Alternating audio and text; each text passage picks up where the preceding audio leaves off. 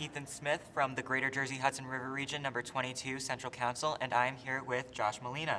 Hello. What do we got? So, you've been an actor on many primetime television shows. How has being Jewish affected your relationship with your coworkers and your work? Oh, wow, that's an awesome and interesting question. I would say that the first time it really occurred to me, I wear my Jewish identity proudly, and it is my prime identity. That's how I think of myself, first and foremost. But it was working on a television show, a short-lived sitcom called Sports Night, where we did an episode where my character, who's a production assistant on a sports show, kind of ESPN Sports Center type thing, organizes a Passover Seder for his colleagues at the show, both Jewish and non-Jewish. And that was like the first time it really occurred to me, the intersection of being Jewish and being an actor. And it was a really nice opportunity. It was written by Aaron Sorkin. It was a beautiful script that really sort of had some deep Jewish content to it. And it made me realize, one, that it's fun to share your tradition with other people, because some of the cast were Jewish, some were not, but it was an opportunity off camera for me to sort of talk about what a Pesach Seder is all about. And then the reaction to that episode has been so strong. It's 20 years ago on a show that not that many people watched, and people will still come up to me and say, like, oh, the Passover Seder of Sports Night meant a lot to me, that episode. So I wish there were more Jewish material out there. Definitely. So, coming off of that, who have been your favorite people to act with, either on stage, film, on TV, and why? Another awesome question. You're 2 for 2, Ethan. Great question. I've been very lucky to work with some people that I grew up sort of watching, and people like Jack Nicholson. I had a very nanosecond small role in A Few Good Men, the movie. And then I worked with Warren Beatty on a movie that he co-wrote, directed, and starred in called Bulworth. And I worked with Clint Eastwood on In the Line of Fire.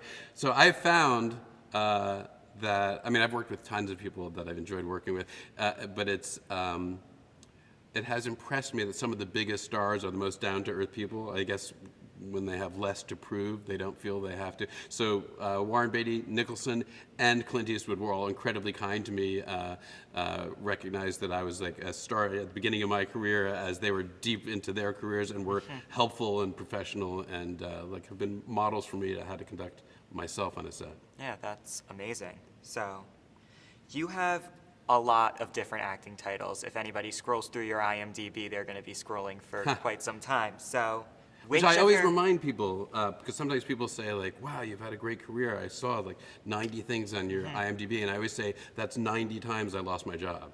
Yeah. So think about whether you really want to be an actor. The reason there's a new one each time is because the job ended and I had to find another job.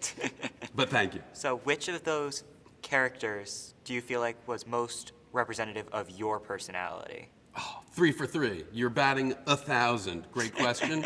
Well, I always say Aaron Sorkin is a dear friend of mine and somebody that has employed me in a serial fashion, starting with the Broadway production of A Few Good Men, which he wrote, and then the movie, and then Sports Night, which he created, The West Wing, which he created, 2 other movies, Malice and The American President, that he wrote. So he's been very, very good to me, and I feel like I would like to say that the characters he has created for me are super like me, but I always like to say they're really smarter and nicer than I am.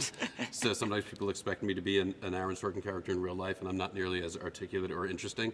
But I think probably, though again I'm not as smart or as good maybe as Jeremy Goodwin from Sports Night, I feel like I am as neurotic as that character is and was. And one final question. Sure.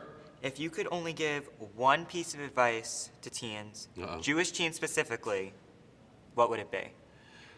If I could only give one, all right, I'm going to kind of meld, I'm going to cheat, which is, I think, in the Jewish tradition of answering whatever question you feel like answering. You answer one question and then you answer 5. Answer with a question, exactly, or give 2.